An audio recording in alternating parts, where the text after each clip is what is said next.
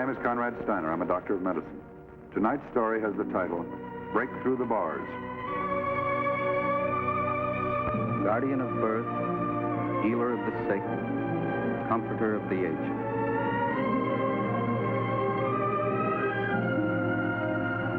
To the profession of medicine, to the men and women who labor in its cause, this story is dedicated.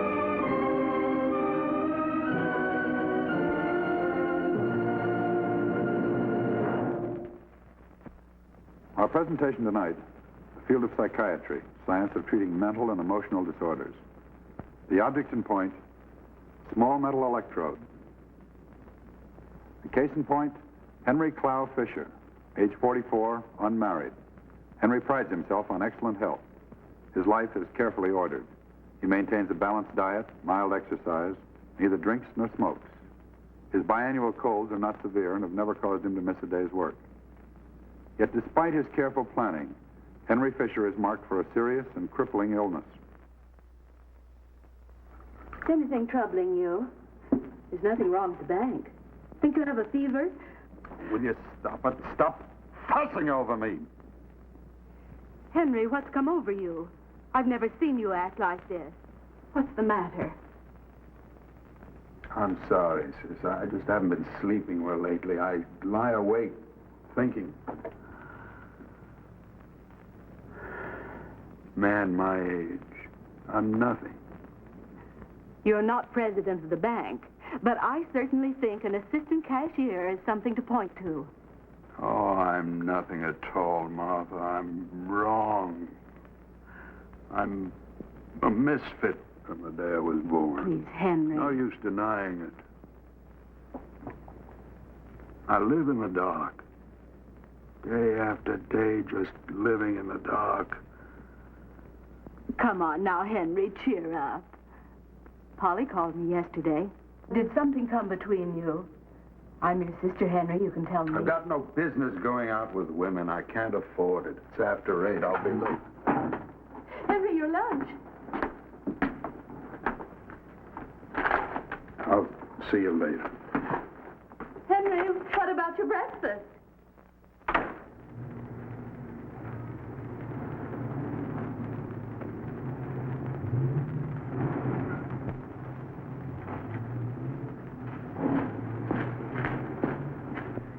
Good morning, Mr. Lombardo. Sam?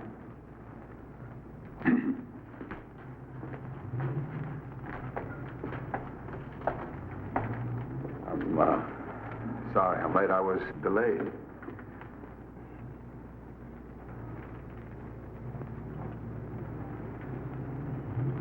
We figured you cleaned out the bank, Henry.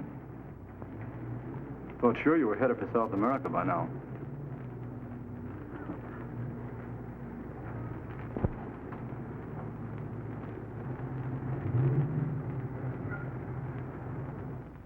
See, this town when housing was hotter.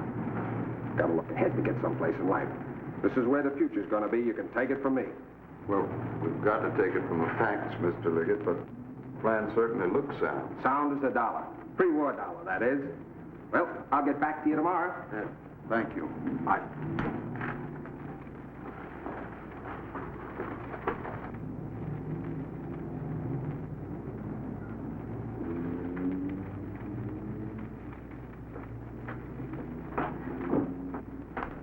Well, what is it today, Henry?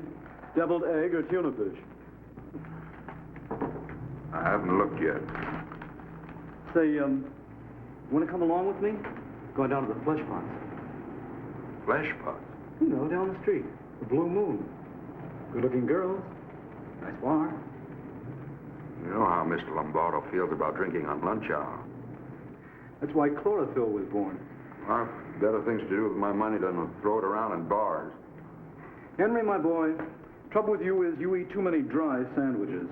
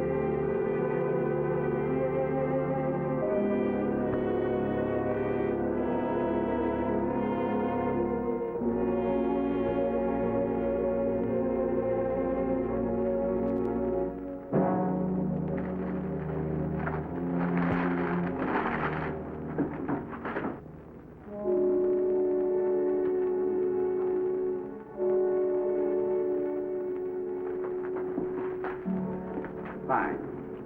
All right, well, we'll hold up action until we hear from you. Thank you. Mr. Lombardo, the Liggett subdivision. Of course, it hasn't been surveyed yet, but I know the land. I know every inch of it. I have great insight in such matters. It's my own feeling we ought to grant the loan. Fisher, your own feeling doesn't replace the system of this bank. Well, we've got to look to the future. You have to have vision. You have to know where to find the future. Minute wasted is a minute lost. I don't need a lecture on time, Fisher. Well, I think we ought to grant the loan. It's an excellent risk.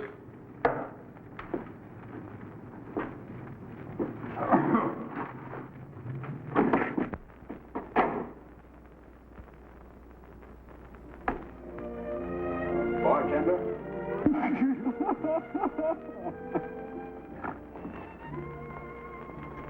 Sam, how are you? Well, what do you know? Henry finally discovers the cocktail hour. You finally broke loose from your cage, huh, boy? Well, that's all work and no play, you know. How do you do, miss? I've seen you around the bank. My name is Henry Fisher. Excuse me.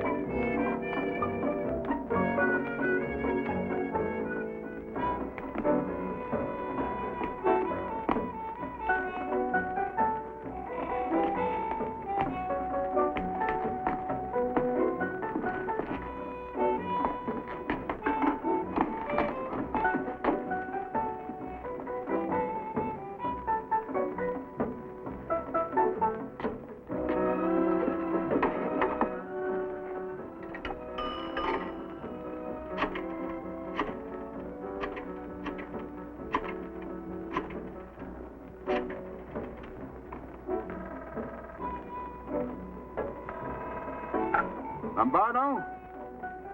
Henry Fisher on this end, Lombardo. Fisher? Oh, what the devil do you want at this hour of the night? What? What development? Now, listen to me, Lombardo. I've got this all worked out. Now, this calls for immediate action. I mean immediate! I'm down at the Blue Moon, you know, down the street from the bank. I'd like you to get into your clothes and come down here right away. Dollar-wise, this development can mean a fortune in a matter of months, but we don't let them do it. We do it ourselves. Now, understand this, Lombardo. I don't want anything for myself. You can take all the profits. I'm doing this as a public service. I've got it all worked out about the money, too. Are you out of your mind, Fisher? I want to talk to you, Fisher, the first thing in the... I want to talk to you the first thing in the morning. And you see to it that you're sober. How dare you? Now, just what...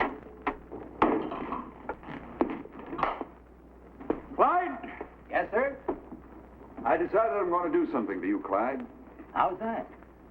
This color scheme, you know, the decor, the architecture, it's all wrong, Clyde. All wrong. Take that wall, for instance.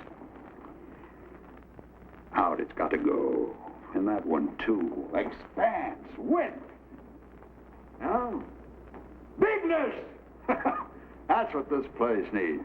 Feeling of bigness! I'll design it for you myself.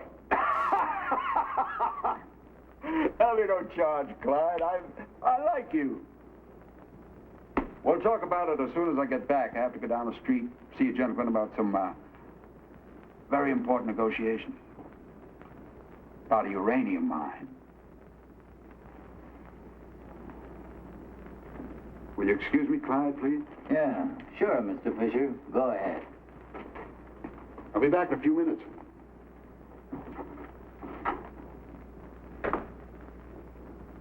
Georgia, like the thrill of mist on a hill, of a rainbow that... Pardon me.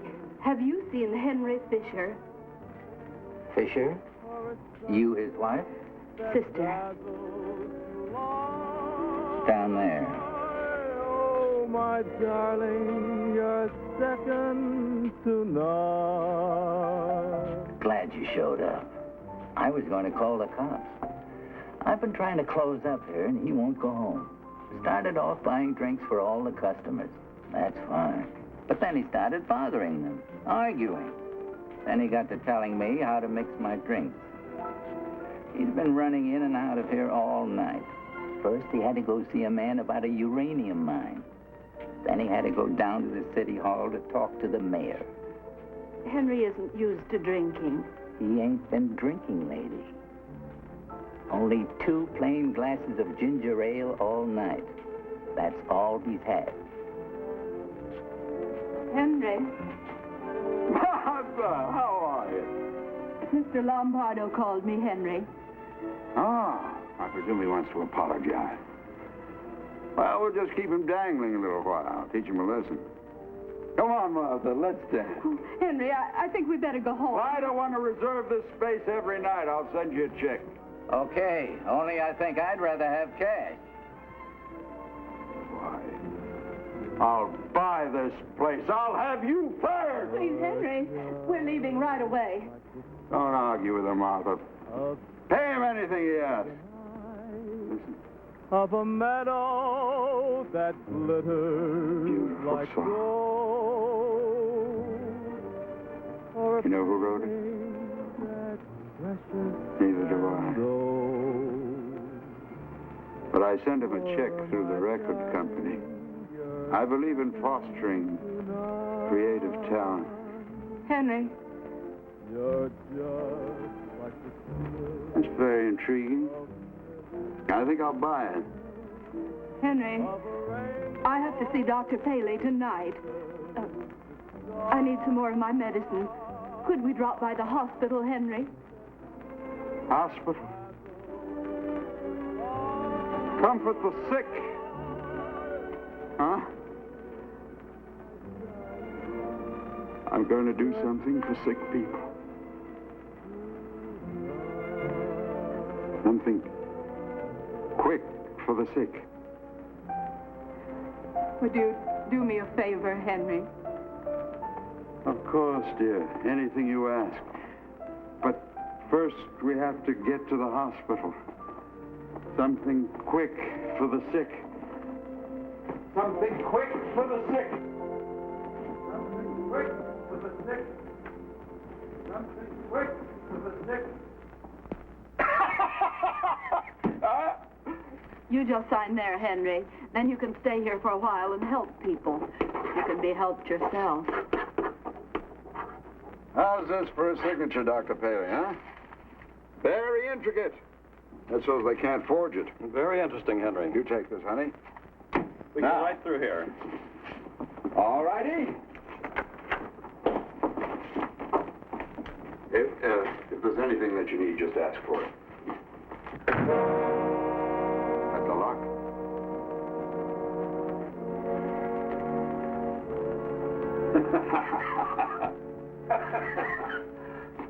Down at the bank, we've got time locks. See that they put time locks on all these doors. He's in 214. Thank you. This is your room, Henry. Fine, fine. Have this bed removed, would you please? There isn't going to be any time for sleeping. When I start reorganizing around here, there'll be no time for sleep. Well, let's get moving. How many people do we have here? Oh, bring them all out. I want to talk to them all.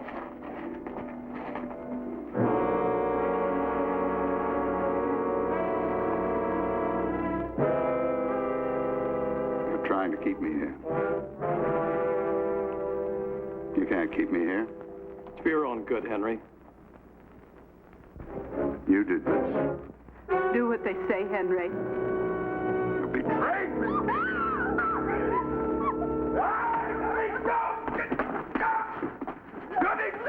me!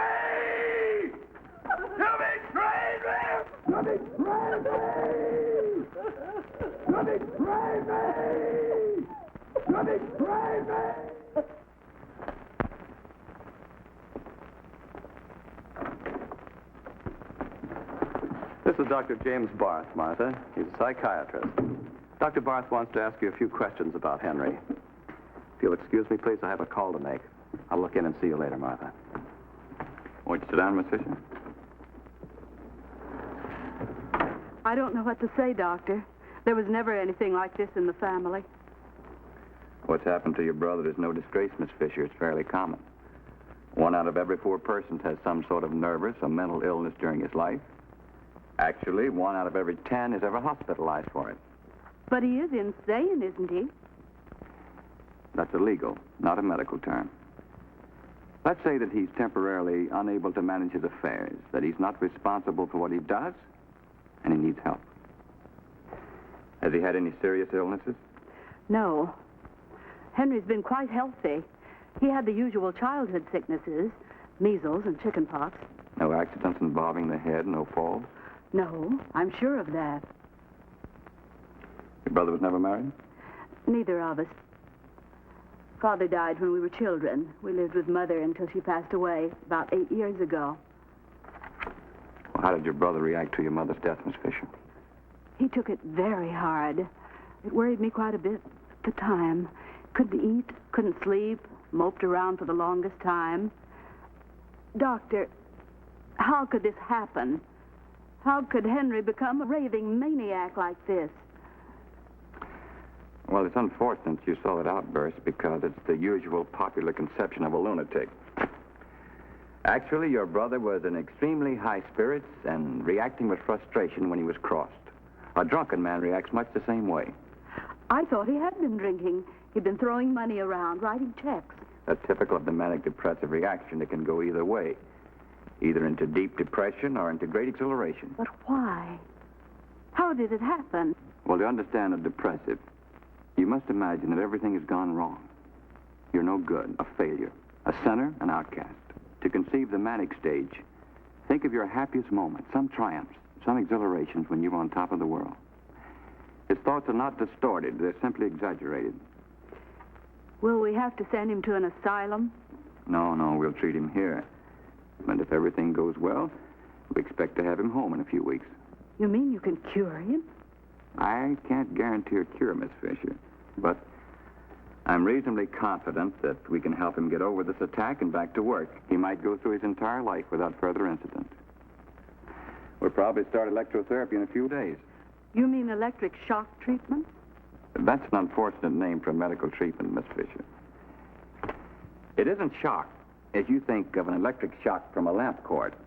It's stimulation of certain areas of the brain. Some tests will have to be made before we start treatment. I see. His brain is unbelievably active. He's incoherent because he's thinking so rapidly. It's what we call the flight of ideas. Now, left alone, he'd run himself into a state of absolute collapse. Exhaustion doesn't bring relaxation. It produces further stimulation. So, we have to slow him down. For this purpose, we use hydrotherapy. The constantly circulating lukewarm water helps to relieve tension. We also use mild sedation to help him get the sleep his excitement will not allow. Before starting any treatment, we do a complete physical and neurological examination and all the indicated laboratory tests to rule out organic disease or injury. After that, with written permission, of course, we begin electroconvulsive therapy. I can take all the electricity you can give me. Don't spare me now. This isn't an ordinary test, you know. Some of the rest of them might have trouble. Although they need help, I can't blame them. I'll help them. I'll get around to it. Yes. As far as that goes, banks are full of happy people. I'll help them. They can't take it, so the rest of them. I'm afraid I'm going to have to help them. I'm going to have to help. Injection of a mild anesthetic is simply to relax the patient and prevent apprehension. There's no discomfort connected with the treatment.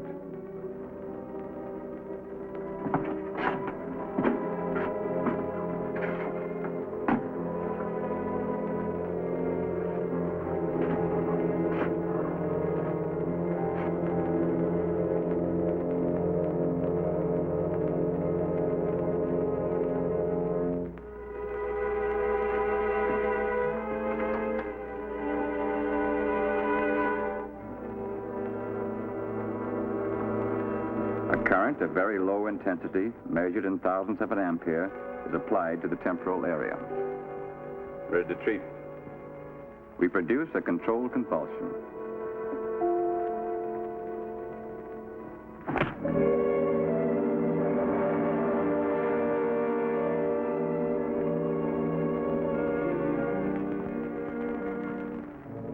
It's likely that after 10 to 20 treatments, the patient will be discharged from the hospital. He will probably return for additional treatments on an outpatient basis. He will also receive further supportive psychotherapy.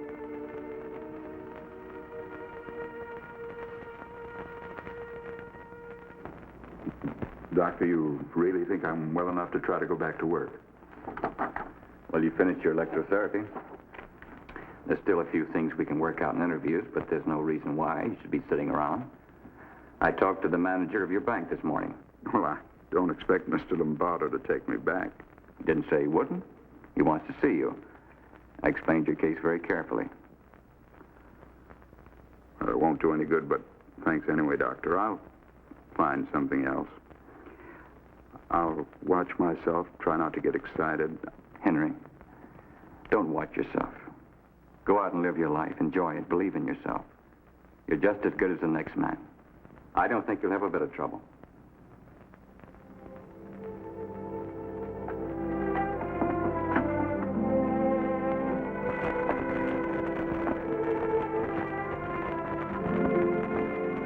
You know, that's a very wonderful idea. Never occurred to me. Will you keep thinking about it? I will. And I'll see you next week for your regular appointment. Thank you. Your old desk's still here. Come in.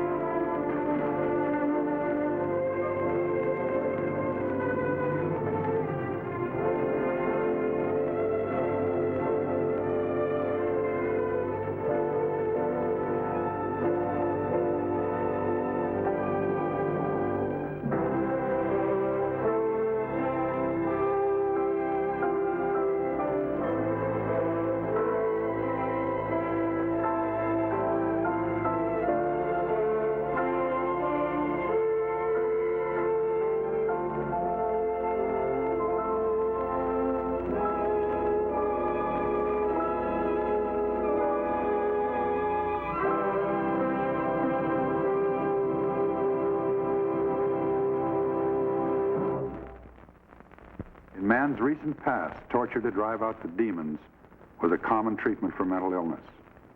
Today, countless thousands who a few short years ago would have been hopelessly institutionalized are returned to life as happy, productive members of society. There is still much to be learned, but each day brings new knowledge to the psychiatrist, and each bit of knowledge is a torch dispelling darkness from the human mind.